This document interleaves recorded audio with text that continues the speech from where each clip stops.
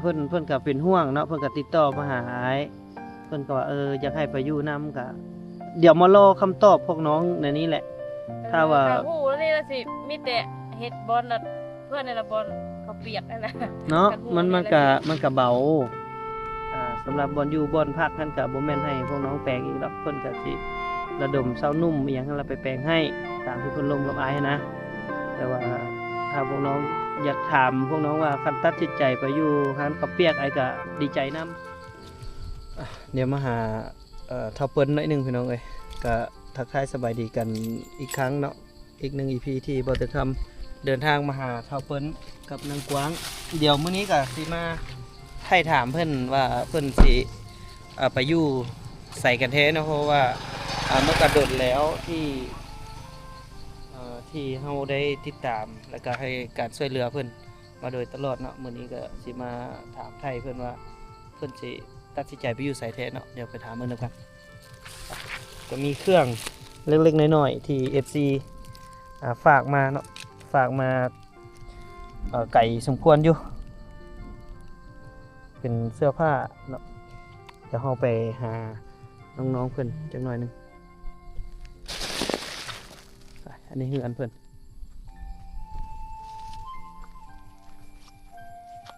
เงินทับเพิ่นอยู่ซัวข้าว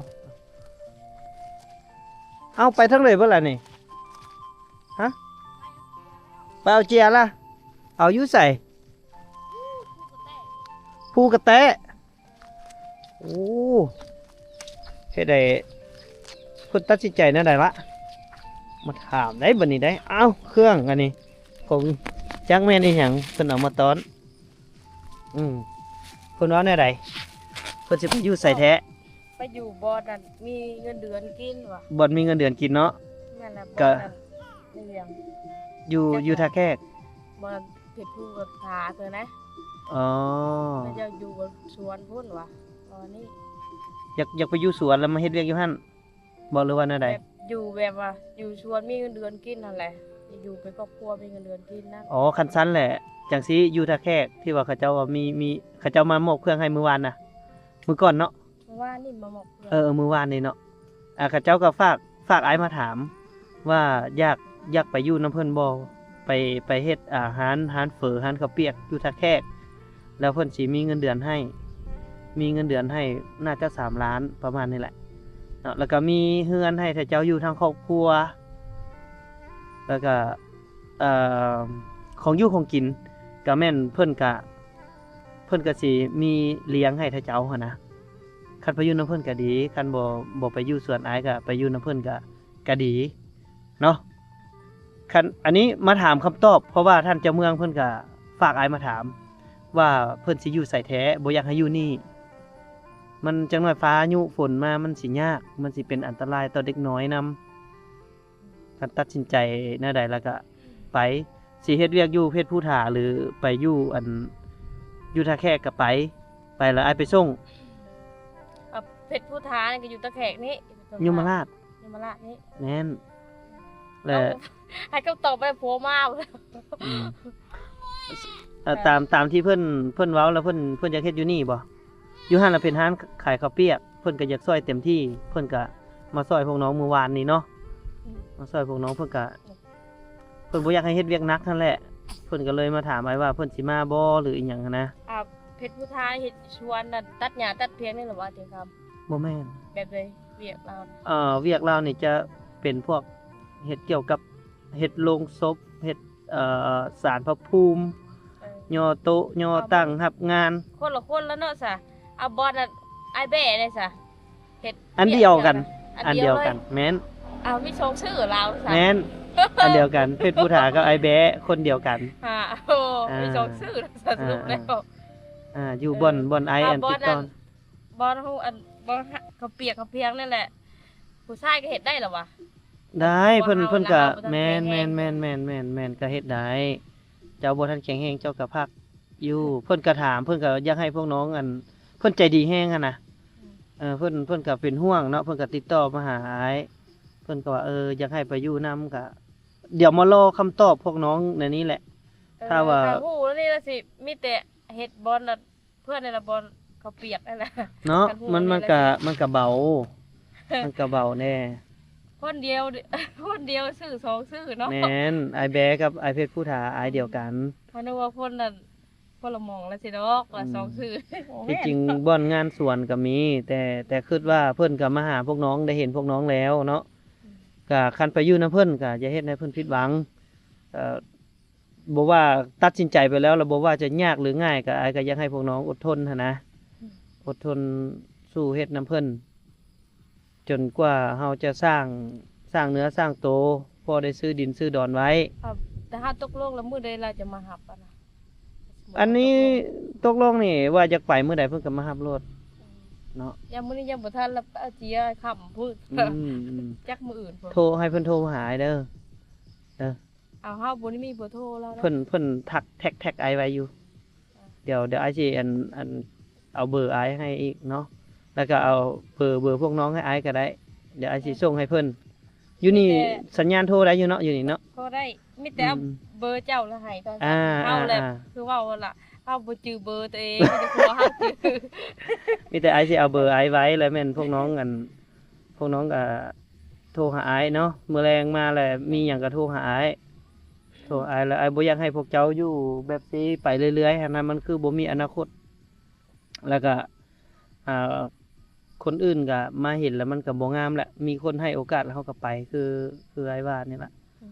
สำหรับอันตัวดินไอ้ฮะก็ทางเจ้าเมืองเพิ่นก็ถามว่าคันว่ามาอยู่หั่นก็พร้อมที่จะให้เซานุ่มให้คนพนักงานในเมืองหั่นไปปรับปรุงปรับแปลงให้อยู่ได้อยู่แล้วเนาะตัวนั้นก็ได้เพิ่นก็ช่วยเต็มที่ทางเมืองเพิ่นก็ปรึกษากันอยู่ทั้งที่อยู่บ่อนนอนอีหยังก็ทางวัดเพิ่นก็สิเอาให้สำหรับบ่อนอยู่บ่อนพักนั่นก็บ่แม่นให้พวกน้องแปลงอีกดอกเพิ่นก็สิระดมเซานุ่มอีหยังให้เราไปแปลงให้ตามที่เพิ่นลมกับอายนะแต่ว่าถ้าพวกน้องอยากถามพวกน้องว่าคันตัดสินใจไปอยู่ร้านข้าวเปียกไอ้ก็ดีใจนํดีใจที่ว่าพวกน้องก็จะได้มีมาเฮ็ดงานทำ กับพ่อมาได้ละโทรได้แล้วเนาะมาตอนเลยบ่ โทรหาไอ้รถเดี๋ยวไอ้ประสานหาเพิ่นเด้อ มิดเอาเบอร์เจ้าแล้ว เอาเบอร์ไอ้ไว้ตอนนี้ไปเพิ่นไปต่อเจียว่าติ ป้าเจีย ปกติไปต่อเจียนี่ดนบ่เพิ่นไปดนบ่ ก็7:00 นพุ่นแหละ7:00 นก่อนมืดเพิ่นจะได้มาไป3-4 โมงไปไปไกลเด้ มัน ไกลจะอยู่นี่สิห้ามจะเอาไปไกลเหมือนนี่เมื่อคืนเราได้2โต๊ะ3คืนบ่ได้ ก็มีแต่เฮ็ดคือไอ้ว่านั่นแหละไปอยู่นำเพิ่นจังได้มีเงินดำคำเดือนพอได้เก็บได้ถอนไว้อย่างน้อยก็ไว้ซื้อรถซื้อรางขี้แล้วก็จังซื้อดินซื้อดอนอยู่นำเพิ่นน่ะอยู่หลายปีไปเพิ่นก็เป็นฮักเป็นแพงเพิ่นก็เบิ่งแยงดูแลบางเทื่อเพิ่นก็หาซื้อดินซื้อดอนมาให้พวกน้องเงินได้อยู่แต่สำหรับบ้านเก่าตัวนั้นแหละบ่ไปแล้วเนาะอันนี้ถามตามความรู้สึกเลย บ่ได้ไปแล้ว บ่ไปแล้วเนาะ ปียกแล้วก็คันมาก็ได้รถได้ดินแล้วก็อยู่พี่เลยนั่นล่ะ คือว่าดินตอนนั้นแล้วก็สละให้อ้ายน้องไว้เลยเนาะ ไม่ให้น้องเลย มีแต่เฮาหาเอาหน้าซะเนาะ หนาว อืม แบบมันยากหลายแล้วก็ป้าให้น้องเลย ก็ให้อ้ายน้อง ใจเฮาแล้วก็ค่ะว่าแบ่งเดียวครั้งแรกค่ะว่าแบ่งครั้งแรกอะเฮาก็บ่อยู่แบบเฮาอยากอยู่ดีส่วนตัวมันยากไอ้น้อง มันอยู่รวม เป เดี ลี่ ย ยนแบบชั่วคราวไปแล้วผัดคือเก่าพูดไอ้น้องค่ะเปลี่ยนนะ ไอ้เข้าใจอยู่คันโบ เพราะฉะนั้นก็เป็นดินเฮาแบ่งแล้วแต่บ่มีสิทธิ์ขายก็คือเก่าพุ่นแหละอะไร อย่างน้อยก็แบ่งไปแล้วก็เฮ็ดโฉนดเฮ็ดอีหยังกรรมสิทธิ์เนาะแบบนั้นก็สิใครกัน แบบใจเฮาแล้วมันยากหลายแล้วเฮาก็อยากแบบมันบ่หลายนะป้าให้น้องซะ มันก็บ่ได้หลายปานใดว่าซั่นซะเนาะ แม่นแหละผู้ละให้หาคนนาแล้วก็หาให้ละ โอ้คันซ้ำนั้นก็คัน ดิน ซ้ำ แล้ว นะ ก็ผู้ละตอนผู้ละน้อยอะไรอันใดก็อยากนะเอาละ คันซันนี่เด้อคือเกิดเหตุแบบซี่มานี่ตามความคิดไอ้ได้ควรขอบใจเพิ่นได้แท้ที่ว่าไอ้น้องซ้ำไอ้น้องให้โอกาสเจ้าออกมา คิดในแง่บวกได้เด็กน้อยเขาก็ว่าเขาก็ ใส่ผู้นี้บ่เบิ่งดูไม่อย่าป๊อบไปบักนี่นะมึงสิบ๊อบไปใส่บ๊อบไปใส่เอาแล้วบาดนี่โอ้มา ว้าวอยากเข้ากองผดปบเนาะเฮ็ดแนวใดวะอยากเข้ากองเลยได้ผดปบเฮ้ยว้ายว่าเบิ่งคืออยากเข้ากองผดปบ ลืมว่าอะไรมาเข้ากล้องกันเดียวนะมันจะบวช เด้อฟังไอ้ว่าเด้อควรขอบใจไอ้น้องเพิ่นได้ที่ว่าเฮ็ดให้เฮามาอยู่จุดนี้แล้วก็มีหลายๆคนได้ให้โอกาสเฮาบางเทื่อมันสิพลิกชีวิตเฮากลายเป็นดีขึ้นหั้นนะซ้ำกับเพิ่นให้โอกาสเฮาเลยซ้ำกับไอ้น้องให้โอกาสเฮาได้มาพลิกชีวิตคันน้องไปอยู่พุ่นก็มื้อแรงให้คำตอบอ้ายถ้าโทรหาอ้ายโลดเด้อโทรหาอ้ายแล้วอ้ายสิประสานหาเพิ่นประสานหาเพิ่นได้ทุกเวลา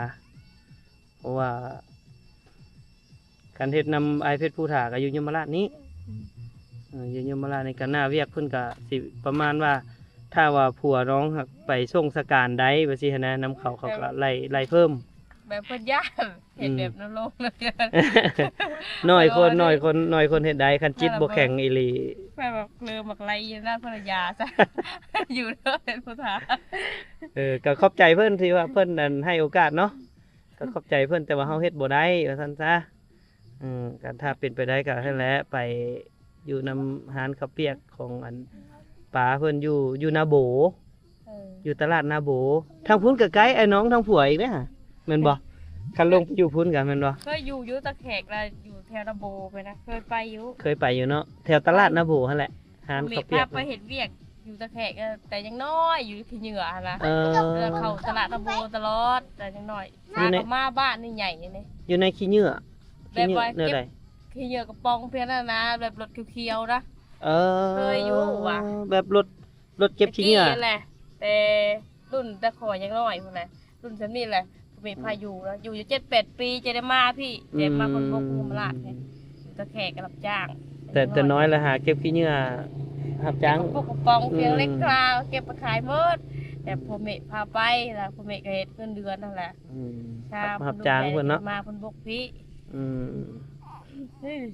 เอาอย่างน้อยก็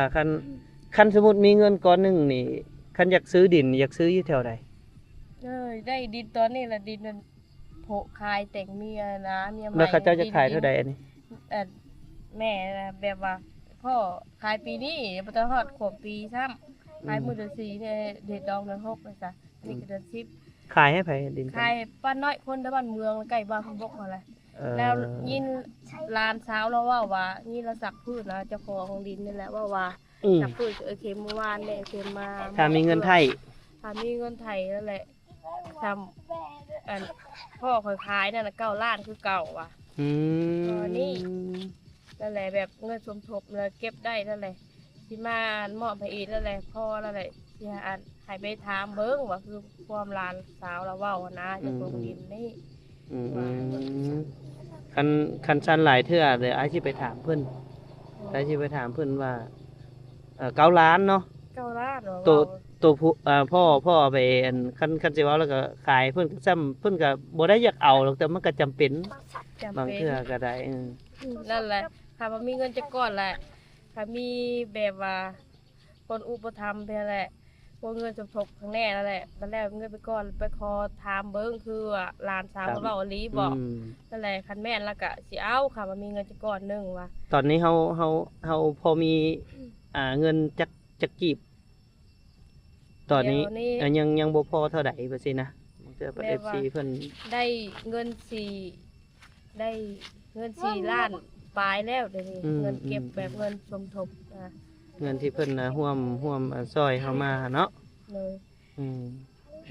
แต่ยังบ่พอก็ยังหลายเติบถึง5 ล้านแต่ที่จริงแล้วก็คำว่าเงิน5 ล้านนี่มันผู้ดีเพราะเงินใส่นี่มันก็บ่เป็นแม่นบ่กองแม่มันก็บ่เป็นเพราะมันอย่างน้อยเฮาต้องมีแฮคือลูกน้อยบ่ซิแตกล่ะต้องมีแฮจักล้านจักใดอยู่แล้วเอาได้ยินเพิ่นเว้าอยู่ว่าถ้าไปเฮ็ดเวียกนำเพิ่นเนาะถ้าไปเฮ็ดเวียกนำเพิ่นหั่นนะถ้าว่าเฮ็ดเวียกโดนไปเพิ่นก็สิถอนสิโฮมให้ท่าเจ้ามันพอแล้วก็มาไถเอาดินตอนนี้เพื่อว่าท่าเจ้ายังมาปลูกเฮือนปลูกซ่านอยู่ให้เงียบ อย่าเข้ากล้อง อ้ายจะเข้ากับน้องโพดเงียบๆไม่ไปนั่งข้างหลังไปนั่งข้างหลังหลายๆไปได้ไหมอันเดอีกละมันอะไรว่ามันมากวนซื่อๆได้นี่กวนเด้อเถอะเจ้าเด้อว้ายมากอกได้นะมือนี่ได้มันซับหน้าผากเด้ว้ายมาซับหน้าผากซะบ่ผู้ใดสิมาทดลองมากอกแข่มาทดลองมากอกแข่เนี่ยว้ายคือแกงแต่เด็กหน่อยบ้านนี่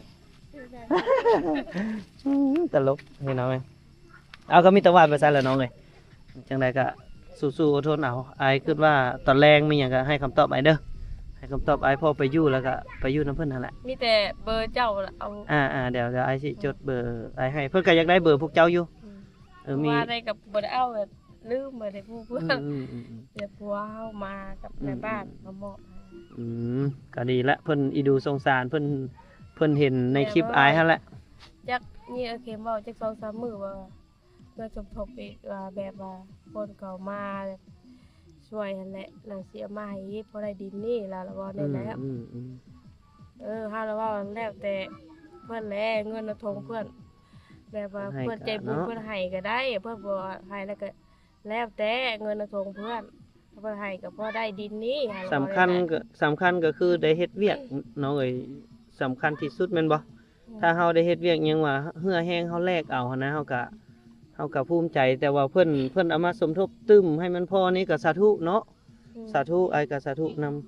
ำไอ้ก็ดีใจนำแท้เจ้าที่ว่าไอ้ก็เป็นส่วนหนึ่งที่ว่าเฮ็ดให้หลายๆคนได้รับรู้ชีวิตของเจ้าก็มีแต่ได้โอกาสไปแล้วก็ตั้งใจที่สุดนั่นแหละน้อง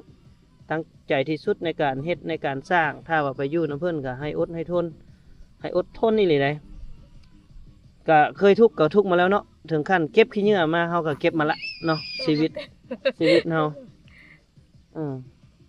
เรื่องซ้ำเวียกซ้ำใดซ้ำหนึ่งนี่ก็โอเคอยู่ดอกแต่ว่าคือลูกน้อยคือน้องนี่เพิ่นก็บ่ได้ให้เฮ็ดดอกเวียกอะกับผู้ชายก็มีหยังก็ไปเฮ็ดนั่นที่นี่ก็เบิ่งหน้าเวียกเพิ่นตัวจริงเพิ่นอีดูละอะไอ้เว้าไปซิซะว่าเพิ่นอีดูแฮงเพิ่นอีดูครอบครัวพวกน้องแฮงเพิ่นก็เลยอยากให้พวกน้องไปเฮ็ดเวียกที่เบาที่สุดเพิ่นฮู้ข่าวว่าพวกน้องสิไปอยากไปเฮ็ดเวียกอยู่บ่อนนั้นเฮ็ดน้ำปูนน้ำหยังเพิ่นก็ยังสงสารได้ว่าบ่อยากให้เฮ็ดเวียกหนักเพิ่นก็เลยอยากเอาไปอยู่น้ำเนาะเพิ่นโทรมาหาไอ้ดอกเอาโอเคจังไดก็เดี๋ยวไอ้กลับก่อนเนาะน้องเนาะวันนี้ โอ้ยหมกกอกซับเสด็จเนาะคือมาคิดแท้เอามื้อแรงโทรหาไอ้เด้อมื้อแรงจังไดก็ให้คำตอบเดี๋ยวไอ้สิโทรหาเพิ่นแล้วสินัดกับเพิ่นไอ้ฮู้เบอร์พวกน้องเลยก็ง่ายแหละเดี๋ยวสิให้เพิ่นลมกับพวกน้องเลยเนาะคันว่าได้ไปพุ่นอยู่พุ่นเป็นจังไดก็ให้โทรมาหาไอ้เด้อเอาโอเคเดี๋ยวไอ้ขอตัวสำนี้ก่อนบ่เตรียมคำขอตัวสำนี้ก่อนพี่น้องเอาไว้กันหน้าจังว่ามาเบิ่งว่าเพิ่นสิไปอยู่ใส่กันแท้รอฟังข่าวบ่อยากให้เพิ่นอยู่แบบซีหั่นนะอยากให้เพิ่นได้ไปอยู่บ่อนดีๆเป็นห่วงเพิ่นพี่น้อง เขากล้องเด็กของเขา มันเป็นอะไรของสุนมื้อนี้เบิ่งมากอกจิกหดนี่เอาโอเคเอาปิดคลิปไว้สำนี้ก่อนพี่น้องไว้โอกาสหน้าพอกันสำหรับ EP นี้ขอกล่าวสบายดีบ๊ายบายโอเคจังซั่นมาบ๊ายบายโอ้ยเนาะเมื่อยน้ำสูด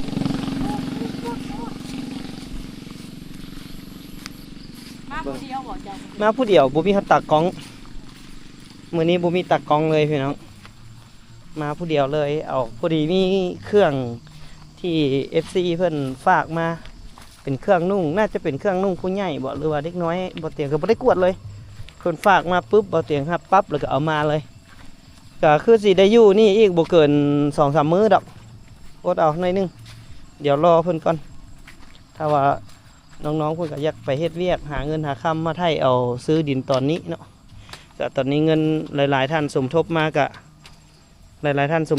ก็ถือว่าได้ 3-4 ล้านแล้วล่ะดินแล้วแม่นตามที่เพิ่นเว้าละ9 ล้านแต่ตัวจริงก็บ่ฮู้ว่าเพิ่นสิเอาเท่าใดก็ขอความกรุณาความเมตตาความสงสารนำผู้รักผู้ใหญ่ที่เพิ่นซื้อดินน้ำพ่อเพิ่นนั่นแหละก็อยากให้มันอยู่ในราคา คือเก่าเนาะเก่าล้านฮะก็อยากให้มันอยู่ในหั่นล่ะเดี๋ยวจดเบอร์ให้เพิ่นก่อนก็ให้โทรให้เพิ่นโทรเบิ่งเฮือนเพิ่นก็ได้เอาอดทนอีกหน่อยเดียวก็บ่ได้อยู่ละเพิ่นเอาผ้าเข้ามาให้จักผ้า 6ผ้าบ่ได้ ปาดตัวซ้ำเอาลงวัดละกับครูบาได้แบบเอามาให้เพื่อนเราแหละมามอบให้ข่อยวานนะถ้าว่ามันแล้วให้ในบ้าน2ผ้าถ้าว่ามันเหลือแบบว่าเฮาอาจจะใช้บ่หมดเนาะเฮาก็มันสิมีครอบครัวที่มันลำบากคล้ายคือเฮาก็แบ่งปันเพิ่นน้องเอ้ยน้องมีโอกาสกว่าเพิ่นแล้วแบ่งปันเพิ่นแบ่งปันเขาเจ้านำนี่น้องปุ๋ยฝ้ายก็สิลักษณะเอาซ้ำกลับมาให้โชคแม่ให้โชคพ่อให้โชคแม่น้องเกิดมาแล้วก็ผ่านความยากลำบากมาแล้วก็สิมีสิ่งดีๆเข้ามาชีวิตคนเฮามันก็บ่เลวร้ายตลอดชาติดอกชีวิตคนเฮามันก็มีขึ้นมีลงก็คล้ายๆคือน้ำแหละยามน้ำขึ้นหลายยามหาเงินได้ก็บ่เฝ้าดีใจยามมันลงก็อย่าเฝ้าท้อหลายมันมีขึ้นมีลงสู้ไปเฮาก็เจอเบ้าเตียงนี่ก็ยังเฮ็ดซำนี้นี่ก็ยังบ่ได้มีผู้ใดย้องว่าดีจนเบิดดอกก็มีคนด่าก็มีแล้วเฮาสิไปแค่หยังคนด่าดำน้อยนั้นแม่นบ่เสื้อบ่ว่ามีคนด่าแค่ก็ย่อท่อแบบสิ่งเขาเว้านั่นแหละสู้ต่อบ่ได้เลยคันซ้ำอายนี่ก็คนด่าบ่ได้อึดดอกผู้ใดสิว่าก็ตามผู้ที่ถูกบ่เตียงคำช่วยเหลือนี่เพิ่นสิฮู้ด้วยใจเลยแหละว่าบ่เตียงเฮ็ดซำใดเฮ็ดจากใจบ่ได้หวังผลประโยชน์กับไผจักน้อยเลยเนาะถ้าว่าพุ่นละเพิ่นถูกเลข18ตื้อบางเทื่อเพิ่นปั่นให้ก็สาธุเพิ่นเป็นมหาเศรษฐีในอนาคตพุ่นละเห็นนะจุยเบิ่งโมจักแม่นมาเบิ่งคักเนาะบ่ซอทิดไปบ่เห็นเพิ่นจะขอบใจติบ่เป็นหยังใหญ่ก่อนจังมาขอบใจลุงเด้อจัดเดือน1กูใหญ่ผู้3เดือนบัดใหญ่แล้วตักน้ำเป็นจังไปเอาเย็นน้ำให้ลุงกินจักจอกก็พอละบ่เอาลายดอกนางปุ๋ยฝ้ายเหลียวเบิ่งเท่าใดโอ้ยเบิ่งไปก็คอแขนแบบได้ยินเนาะแต่ได้ยินเสียงแต่บ่เห็นฮู้บ่เห็นฮู้แต่ได้ยินเสียงเอาไอ้เมื่อก่อนไปนี่เด้อขอบใจหลายเอาแบบนั้นแหละเบิ่งกันเลยบ่เห็นฮู้อันนี้คือบรรยากาศอยู่คืออันเพื่อนพี่น้องก็เพิ่นก็ยังปลูกอยู่มันก็เป็นชั่วคราวเนาะที่จริงดินของเพิ่นก็อยู่ตอนนี้ก็คือว่ายังน่าจะสะสมถ้าเพิ่นได้ไปเฮ็ดเวียกเฮ็ดงานก็สะสมเงินได้อีกประมาณจัก 4-5 ล้านแล้วก็มาซื้อเอาดินตอนนี้แต่ก็บ่แน่ได้พี่น้องเพราะว่าถ้าหากว่าอยู่โดนไปเขาเจ้าอาจจะบ่เอาราคาเก่าก็มีเนาะมันก็เว้าบ่สร้างอันนี้ก็ได้เอาจังไดเดี๋ยวบ่เตียงข้ามก็ขอตัวซำนี้ก่อนเอาไว้โอกาสหน้าเนาะแล้วขอการว้าวสบายดีเด้อ